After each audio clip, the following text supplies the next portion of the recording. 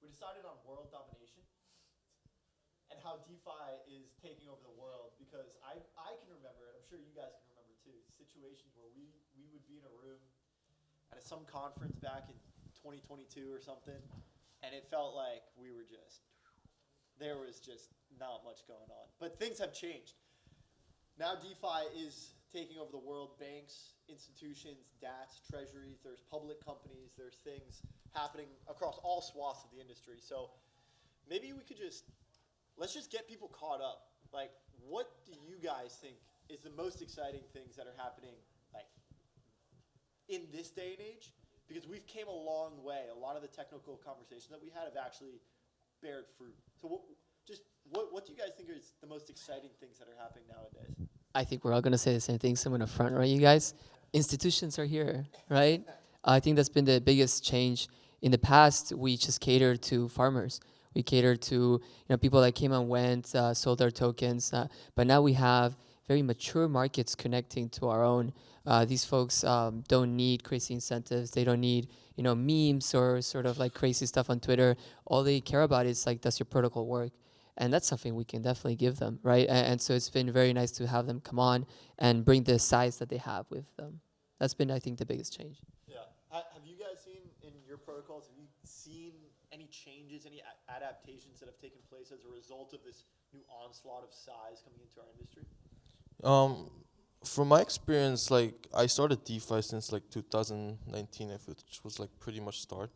And back then we were like mostly talking about like liquid staking or like how to create value out of on-chain. But now like we're talking about things like how to capture things that are outside of on-chain. And I think that's the most important thing, like the changes that I'm experiencing right now.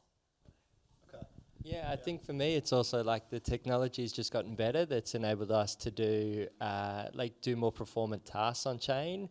I think previously, like when DeFi was very much about farming, the infrastructure wasn't necessarily there to enable us to do things like high frequency trading on chain or like have performant complex strategies live on chain. And I think we've gotten to a stage where that has matured a bit and has enabled us to kind of expand the breadth of what's possible, and that has brought more people on chain and more institutions specifically, I think. Yeah, and Synthetix is a good example. Maybe we can start there.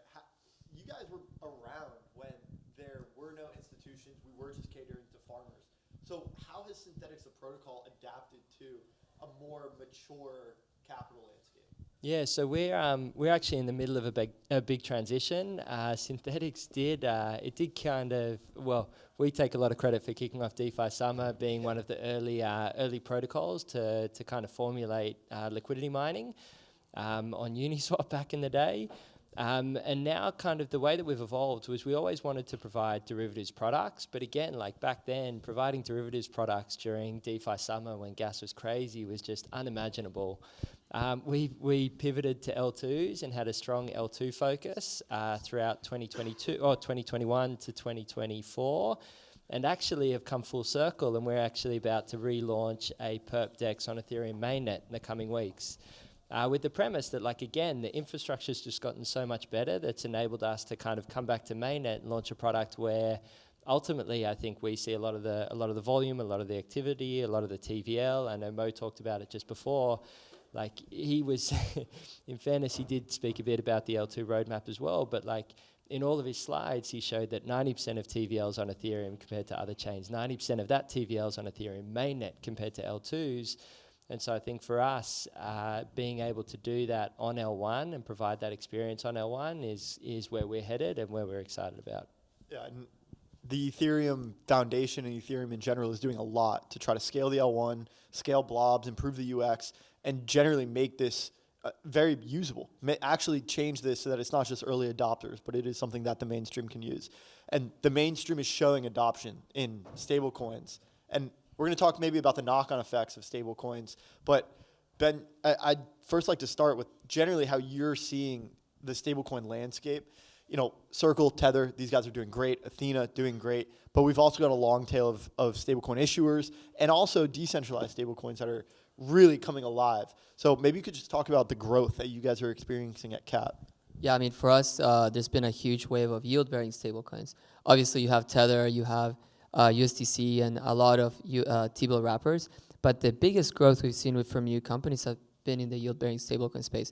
Obviously, Athena is a wonderful example, but there are many other yield-bearing stablecoins that are popping up that are pretty promising. Obviously, CAP I think is a promising young stablecoin coming up.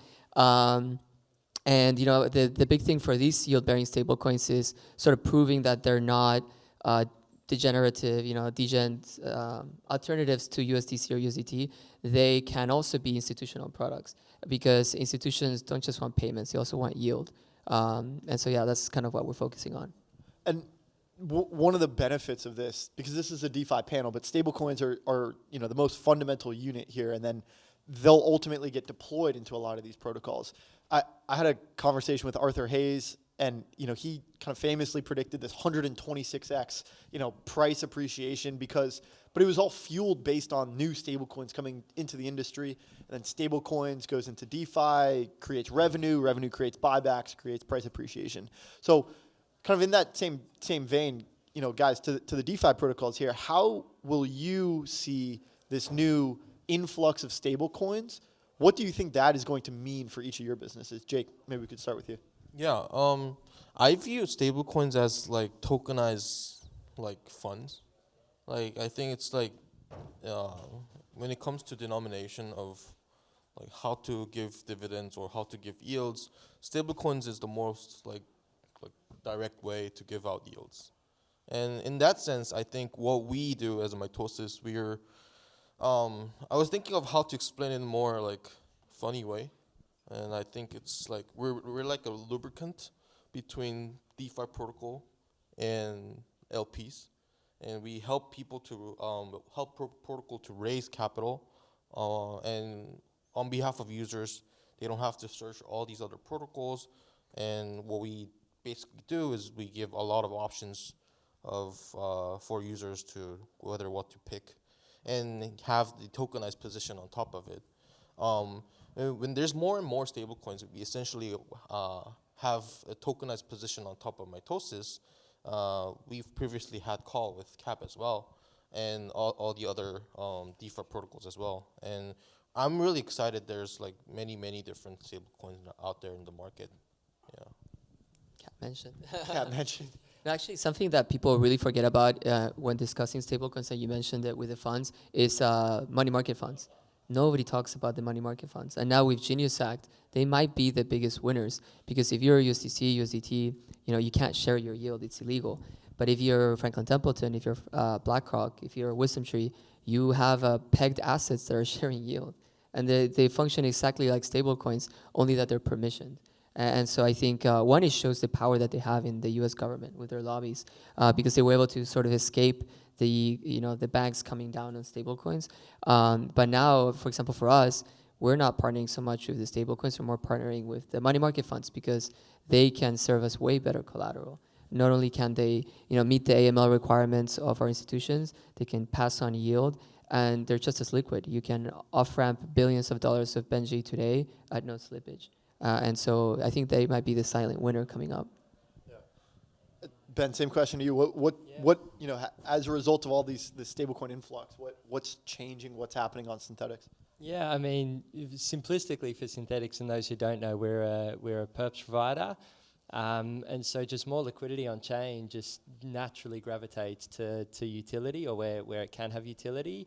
And perps being one of the more prolific financial instruments in all of crypto, both like on centralized rails and now increasingly on decentralized rails. Hopefully that naturally finds its way into DeFi, lending, borrowing, trading, perps. Yeah, and I take it most of you guys, if not all of you guys, are having conversations with institutions. They're bringing this capital on chain, and kind of getting to the spirit of this conference, this refundamentals ideology. The traditional financial ideology is probably quite a bit different from the fundamental ideology that we have as crypto native builders and founders. And so do you find yourself reminding some of these institutions anything? Like when they come in, is there anything that they're not picking up on right away, or that they fail to understand? I think in DeFi in general, a lot of people just forgot about like the fundamentals of DeFi. Nobody cares about decentralization, right? If you're looking at the largest stablecoins today, they're heavily centralized.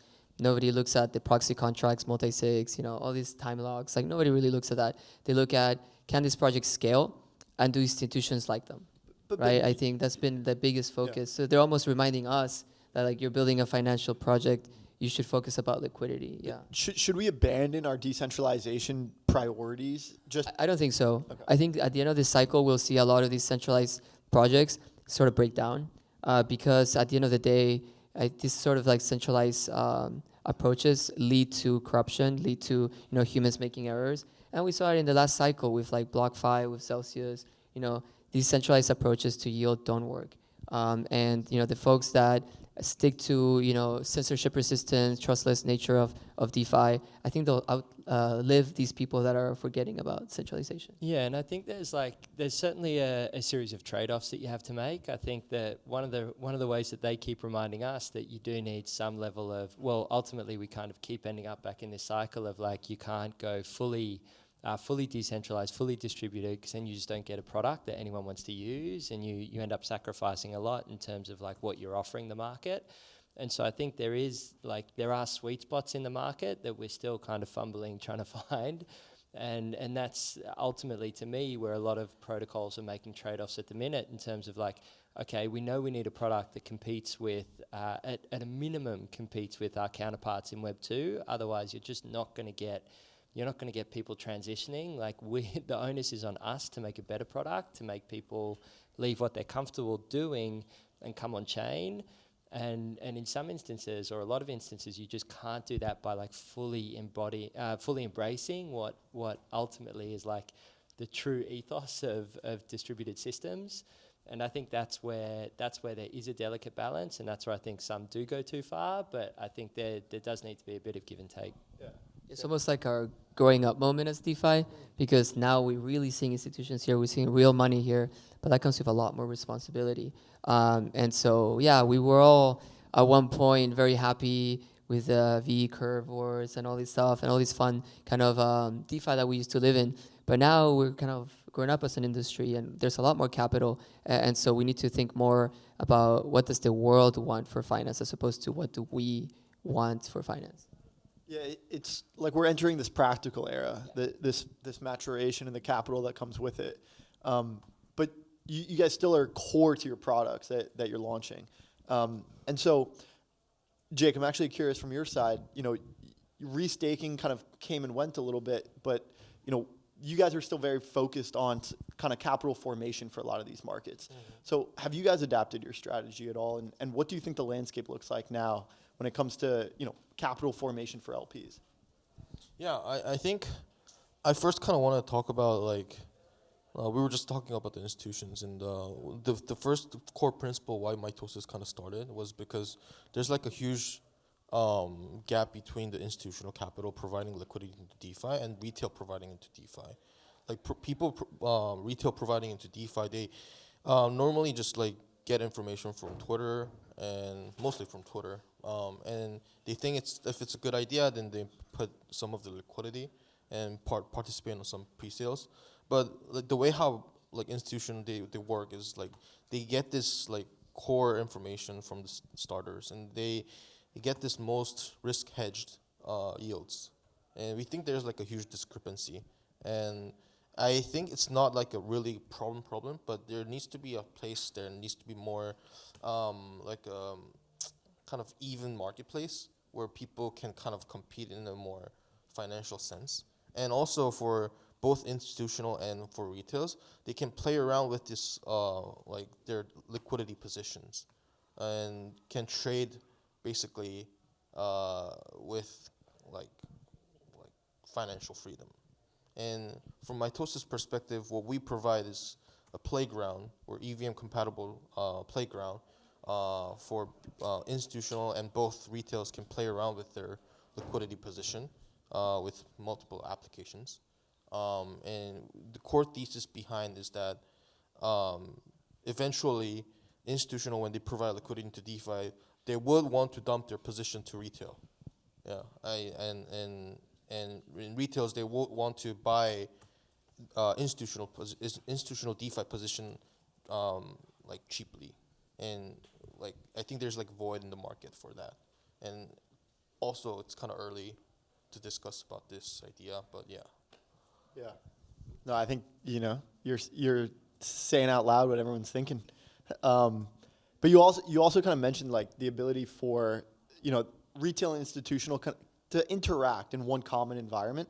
And, we continue, even though we have solved quite a few things, we have institutional capital coming in, and it's really here, we're still faced with a lot of the same problems that we have been faced with over the last couple of years. One of those being fragmentation. These institutions, especially the ones that, they're running their own businesses in this industry, they're launching their own chains.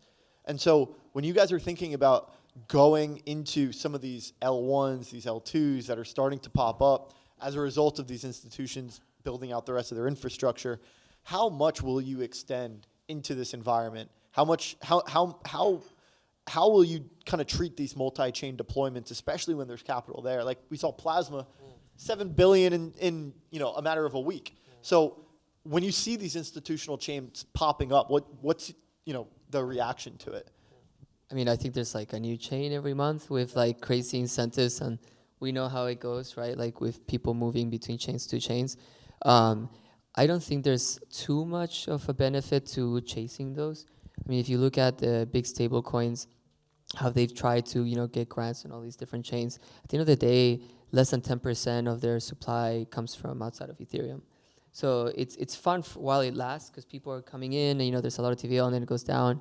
But it's not really affecting the bottom line. I think it's wiser to just, focus on onboarding long-term capital, these like pension funds, large asset managers, and folks that will deploy and stay there rather than just chasing grants in all these new institutional chains, right? Yeah, I think Synthetix felt that viscerally. We were deployed on 3 L2s. We were about to deploy on 2 L1s towards the late last year. And it was all in this like concept of like there's liquidity everywhere and you need to be present everywhere in order to attract that liquidity.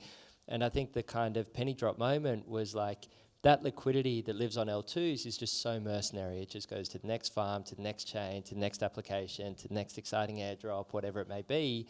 Whereas that one pot of liquidity that always kind of maintained its presence was on Ethereum mainnet. And so I do think there is the hope that a lot of people can launch an L2, they can capture value by having their own chain or their own roll-up. But I think ultimately what we've seen play out time and time again, and I'm happy to be proven wrong by someone else, by Robinhood, by whoever it may be, but a lot of liquidity is just so L1 dominant and just doesn't want to leave L1, doesn't want to manage bridge risk, doesn't want to play the chase liquidity game, doesn't want to risk going to a chain where there might not be liquidity to come back out the other side of it.